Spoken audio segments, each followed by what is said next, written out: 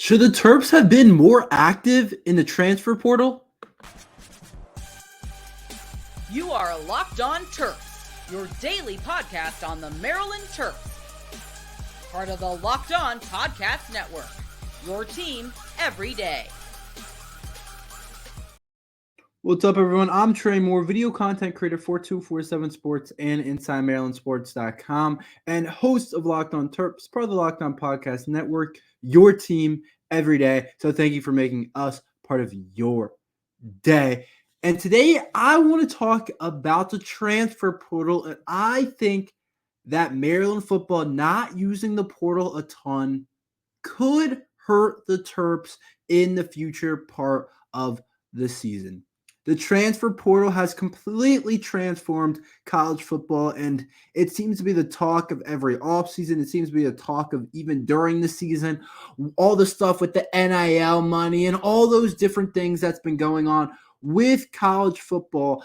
And the transfer portal really can kind of make your team. It can make your team into a good team. It can make your team into a great team. It can start to make your team into an elite team, or it can start to hurt your team if you're losing too many players, or you're not gaining enough players in the spots that you need. And part of me thinks that's where Maryland lies in.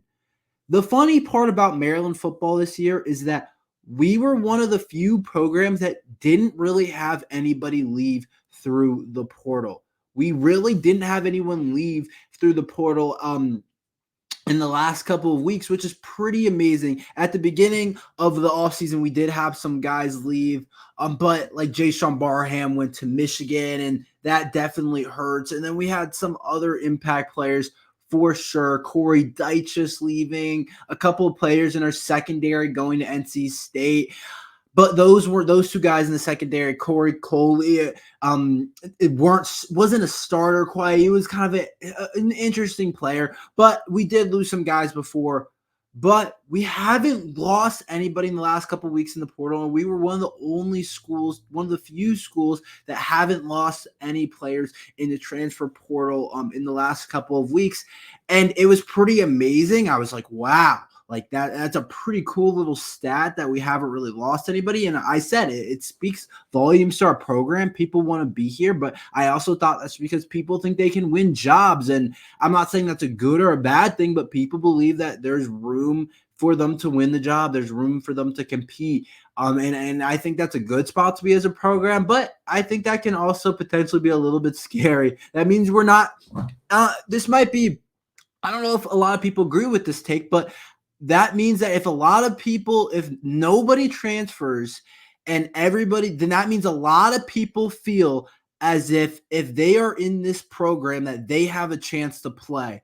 And that's not a bad thing. Of course, every player on the football team should think they can play, but that also makes me think there's not a lot of solidified guys on our team this year, and we don't have as many players that we should feel confident in that, like, everybody knows he's going to be a starter. Like, there's players on our team that everybody knows they're going to be a starter, whether it's Felton and Kaden Prather at receiver, or whether it's Roman Hemby at running back, or whatever it is. There's Dante Trader at safety, Ruben Hippolyte at middle linebacker. There's players that everybody knows is going to start. And when you lack some of those players, a bunch of people in your program feel like they can compete and feel like they can start for your team. And that's kind of what I see the Maryland football program as right now. And it's not a bad spot, but it also shows that we have some inexperience. But to dig a little bit more into the issue, I am concerned that we also haven't used the portal a lot. And part of that is because nobody left. So it's like there's not a ton of spots to use the portal in the first place. If a bunch of people leave, then it's different. You kind of have to replace those spots, but nobody really left. And so I'm thinking, okay, nobody really left, but we still have a lot of holes on this team that I would have preferred to see being addressed in the portal, see us get a guy or two. And I think it could come back and haunt us, could come back and bite us later on in the season, because there's position groups and just overall as a team, I don't think this roster is in a place where it's like, let's not get anybody in the portal. We're not that good. And if we want to be amongst the better teams in the Big Ten, which I don't know if we are this year, but if we want to be there, then it's like I would like to see us use the portal a little bit. And there's specific position groups that I'll talk about that I just don't feel like as confident as I should, and feel like the Terrapins could just like, I don't feel as if we should have ignored those positions. I feel like we should have brought in some players at that spot. I even argue that at the quarterback spot, bringing somebody else in wouldn't be the worst thing ever. I feel more confidence in MJ Morris the more I've thought about it, but I didn't think it was crazy to bring in someone in the quarterback room. And then you can pretty much go position by position, and you could argue that you could add someone. Like just starting, like I said, the quarterback room. We don't bring back Talia. It's inexperience in that room. We have a quarterback competition. It wouldn't hurt to add somebody else in that quarterback room. Going to the running back room, yes, I love Roman Hippolyte. I love Nolan Ray. Nolan Ray's explosive. He's going to be a really good player. I like Colby McDonald a lot. Really productive for the Terps. But we did lose Antoine Littleton to the portal, and now I'm saying, do we have a bigger bodied back that can get us yardage that we need?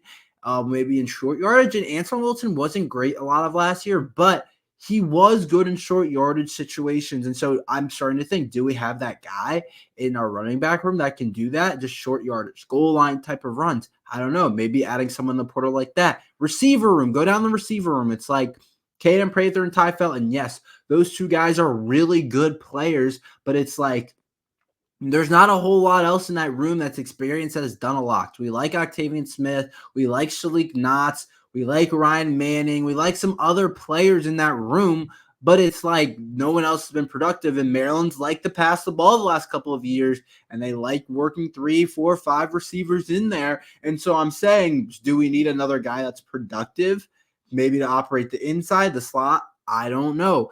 Go down to the tight end room. I think a lot of people have been saying we love Dylan Wade and Preston Howard. They're two young players, though.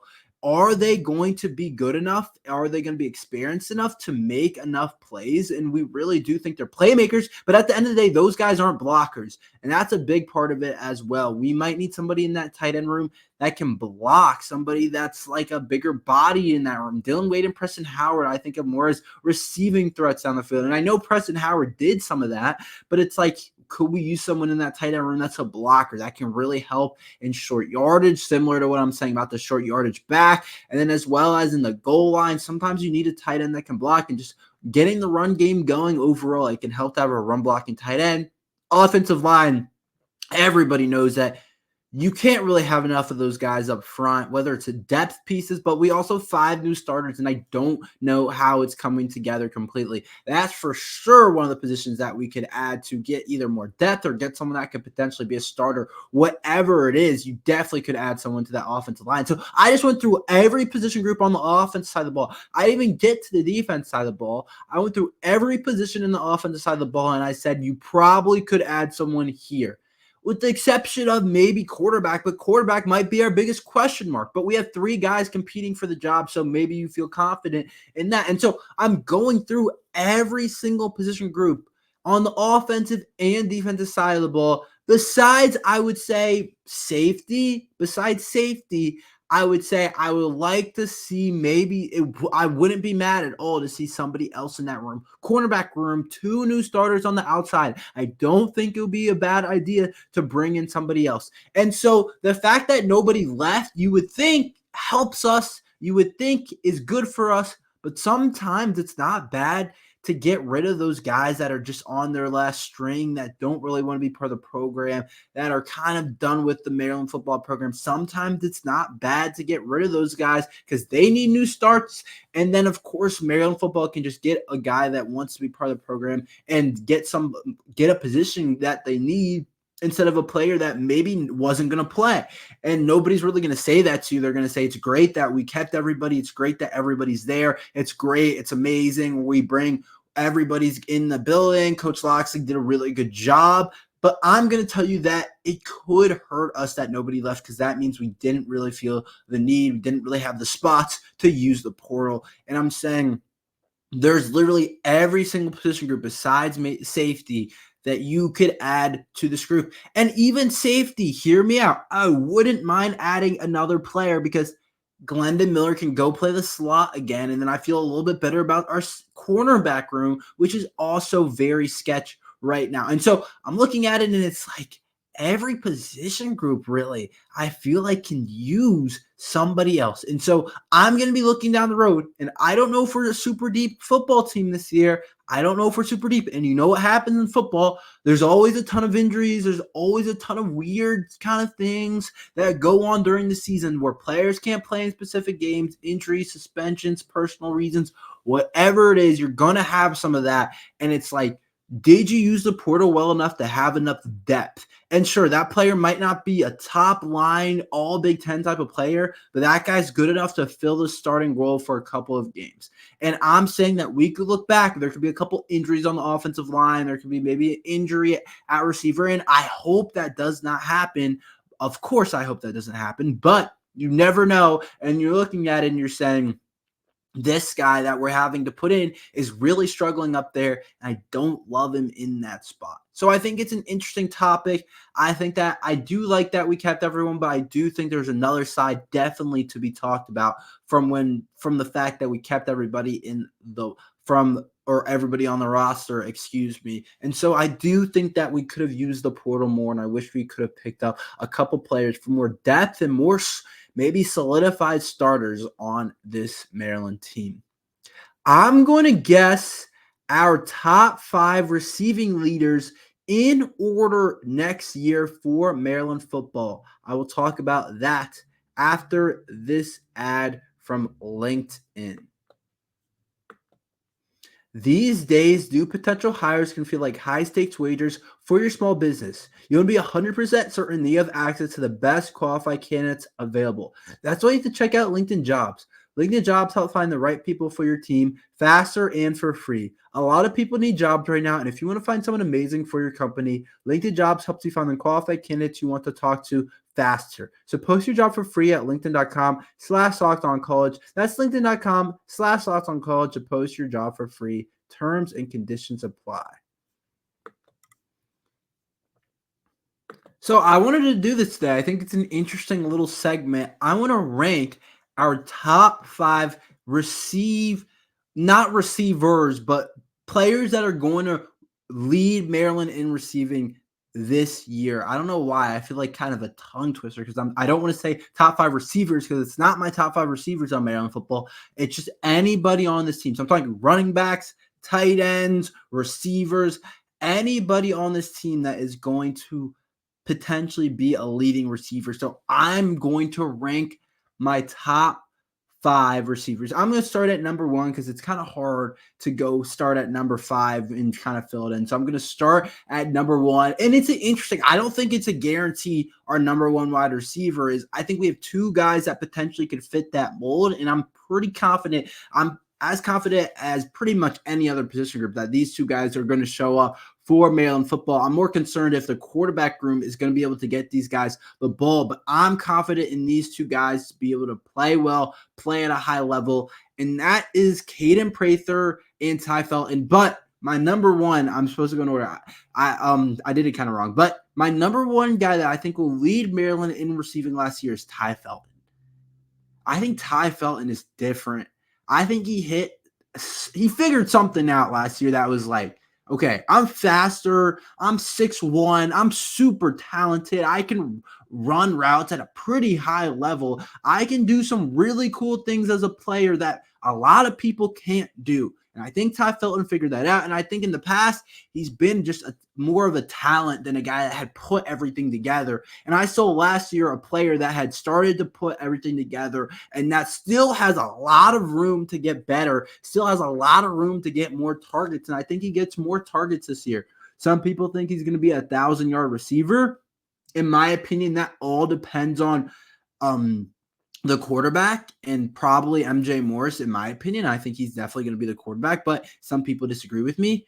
But I do think if MJ Morris is playing at a high level, then I do like Ty Felton to lead our team in receiving and potentially be a 1,000-yard receiver.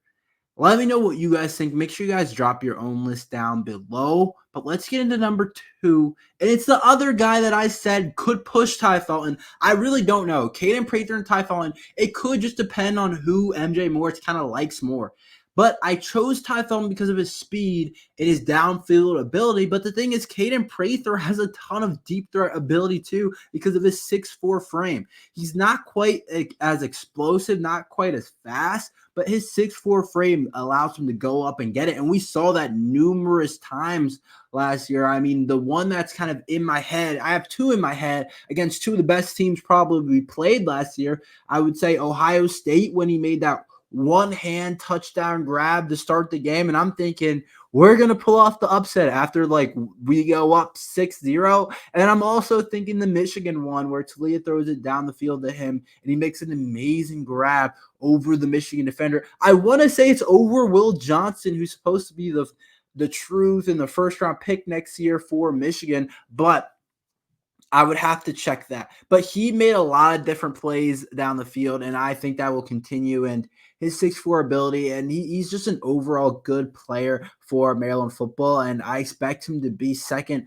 on our team in receiving. I think Ty Felton and Kaden Prather definitely should be 1 or 2, or something kind of went wrong this year if somebody else is in that conversation, I would say, unless somebody else just completely comes out of, not nowhere, but just comes out and kind of steals that. Okay, so this is where it starts to get interesting. This is when it starts to get a little bit different, and a lot of people might have different opinions. I think most people could agree with Kaden Prather and Ty Felton. And so I kind of am going back and forth in my head right now. But number 3 leading receiver on this team, I am going to go with Roman Hemby. I think it'll be Roman Hemby this year. And if Roman Hemby is third on our team in receiving yards, I'm not saying it's a bad thing, but it might not have been a great thing because I'm thinking about where Roman Hemby would get his touches, and it's a lot of screen game, which isn't bad. You got to run some screen game. Screen game's important in football. It gives you a really nice quick outlet and makes it so your offensive line doesn't have to block for too long, and instead they can get down the field. I like the screen game a lot, but all I'm saying is that if Roman Hemby is leading our team in receiving yards or is top 2, then that means he's probably we're checking down the ball too much.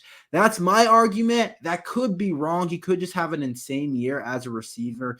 And I think he is a really good receiver. That's why I put him at number 3. And I think that's a big part of why the NFL is going to like Roman Hemby. I do think he kind of has that Alvin Kamara type of ability to be able to catch balls, be able to do those different things in the receiving game. And that's kind of why I put him as our number 3 receiver going into next year. But I think MJ Morris is going to love checking it down to him. I think we're going to throw more screens to him just because of the inexperience in the quarterback play. So I could see that.